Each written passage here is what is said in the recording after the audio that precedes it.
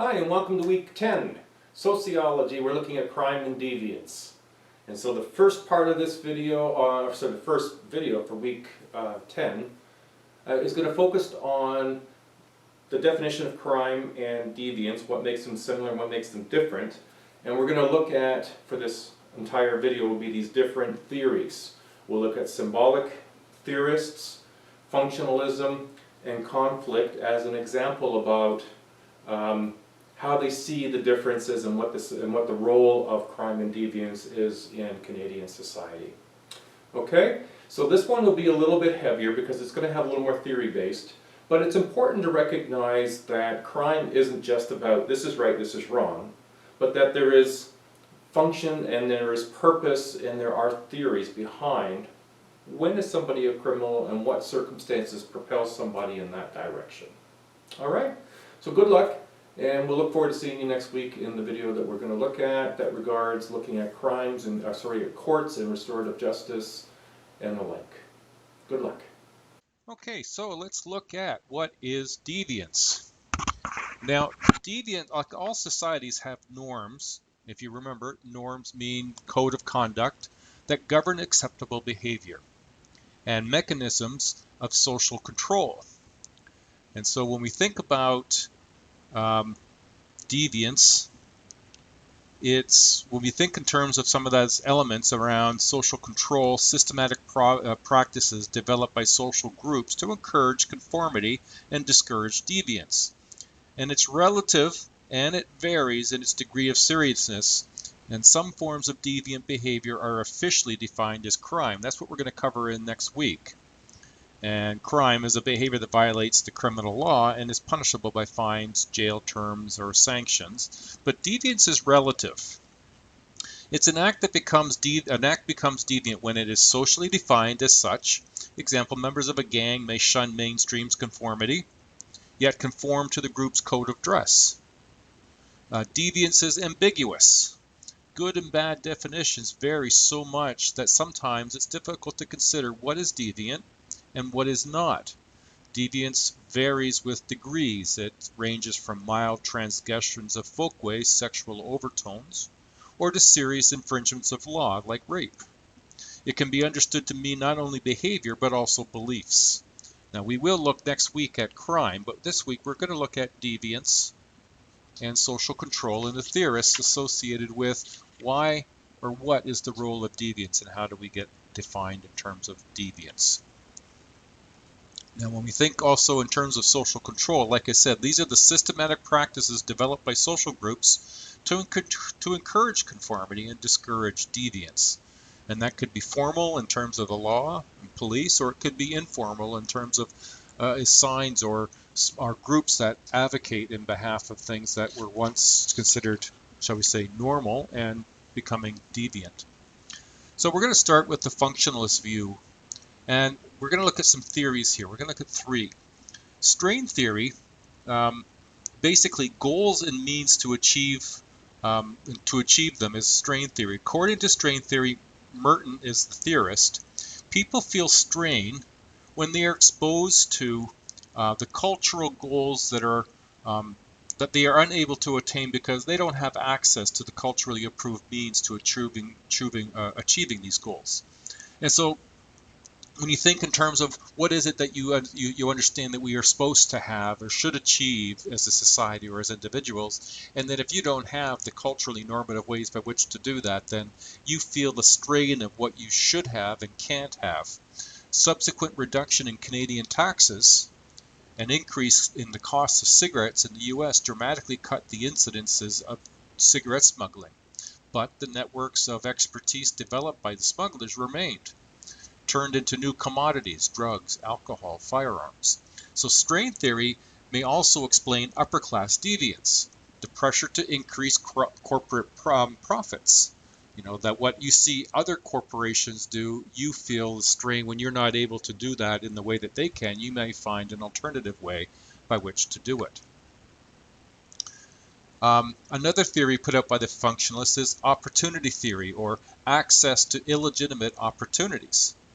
For deviance to occur, people must have access to illegitimate Opportunity structures, circumstances that provide an opportunity for people to provide, for people to acquire through illegitimate practices what they can achieve through legitimate channels. And so consequently, some of the things that people will try to access is through who they associate with and who do they see and have access to in illegitimate opportunities to achieve it. And then there's control theory. And control theory is is social bonding. And so in this, it holds that the probability of deviant behavior increases when a person's ties to society are weakened or broken. So the main theme here is that deviant behavior is minimized when people have strong bonds that bind them to family, to peers, to religious organizations, or other institutions.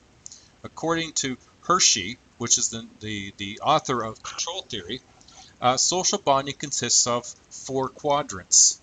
That you could be strong attachment to other people, which bonds people together, which would decrease your chances of deviance and criminal behavior. Commitment, this quadrant is around to commitment to conventional behavior, to rules and the regulations.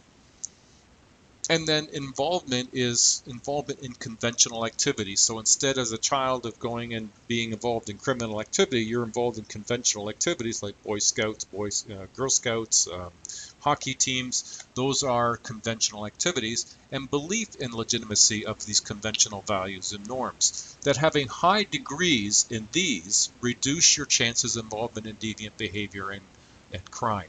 Having low attachment, low commitment, low involvement, and low belief increases the likelihood that you would experience and participate in deviant behavior or criminal activity. Now, functionalists, as you can recall, are a macro theory. They look at the bigger picture. Just to look at something a little different, we'll look at symbolic interactionalists, which are more of a micro view. And according to interactionalists, deviance is learned in the same way as conformity, through the interaction of others and through socialization. Now, differential association theory, this states that individuals have a greater tendency to deviate from society norms when they frequently associate with persons who favor deviant over conformity. So people learn the necessary techniques and the motives, the drives, the rationalizations, and the attitudes of deviant behavior from people with whom they associate.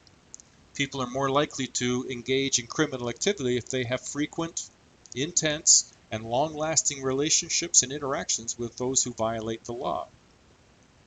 Ties to other deviants, especially important to the world of organized crime, where the willingness of peers to stand up from others for one another can be critical in the maintaining of power in the face of violent opposition from competitors.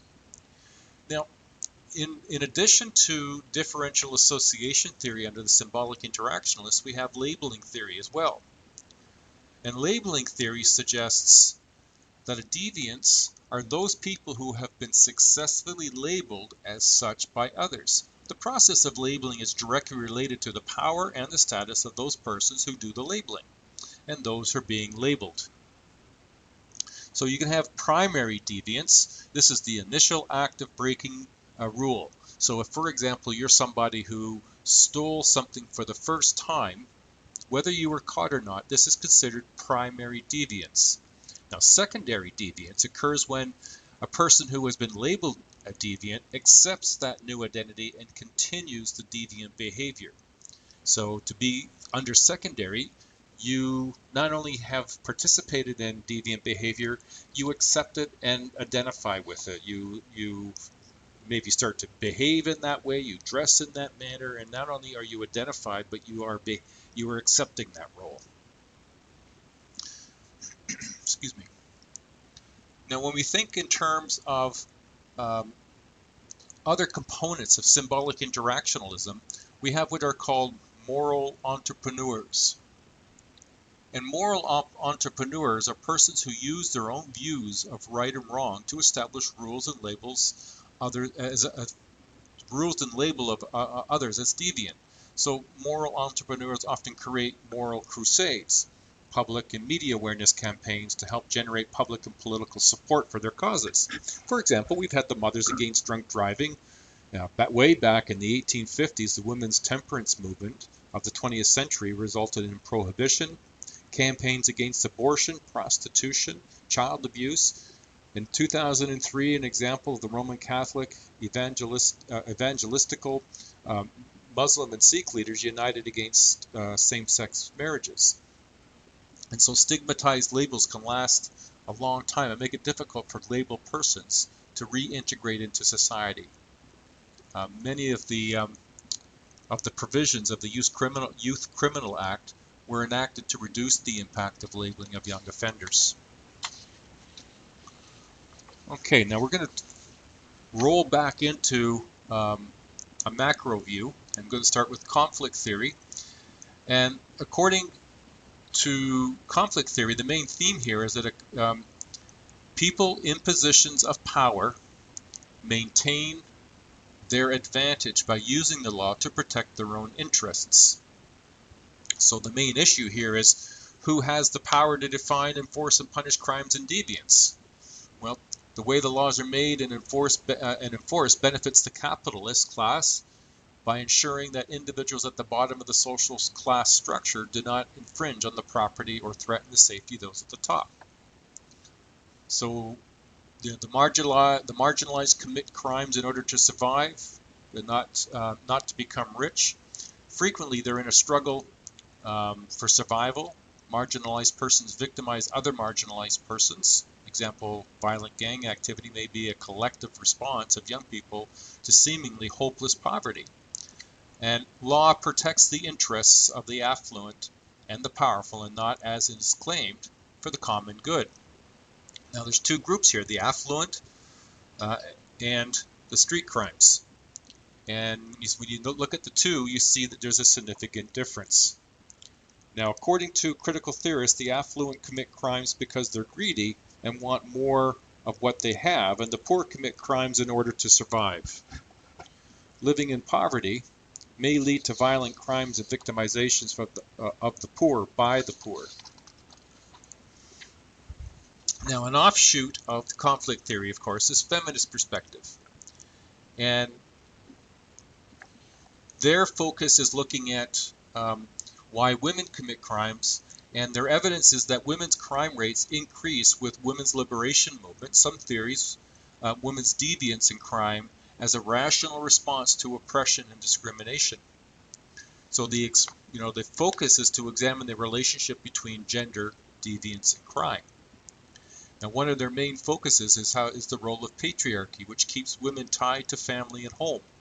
An example is prostitution. Women are more likely to be charged than are the Johns. Women are exploited by capitalism and patriarchy.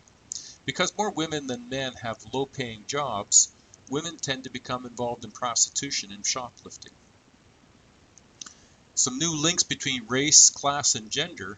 Frequently visible minority women suffer abuse in the home, and deviance in crime as an effective abuse. Deviance in crime is a form of resisting abuse. This fellow here, Pat Robinson, this is one of his leaflets that he passed around. He's a pastor in the United States and also ran for the Republican Party back in the 90s. And now lastly, we'll touch on the postmodern perspective. From the work, this is based on the work of Michael Foucault. His thesis is that prison controls the inmates not by physical punishment, but by constant surveillance, what he called panopticon, a structure that gives prison officials the possibility to observe criminals at all times. Evidence of the panopticon: computers being used for surveillance over subordinates in companies, a toilet that can monitor drug use, license plate cameras, facial recognition cameras, closed circuit cameras in subways, and the use of DNA. In the city of London, England alone, there is over 200 CCTV cameras with the ability to track almost anybody within the city limits. And that's what he would describe as being this sort of overkill of the use of technology to watch and manage deviance and crime within society. Okay, so next week what we're going to look at crime, most notably about what is crime and how do they describe crime, as well as the judicial system. Thank you very much and enjoy your day.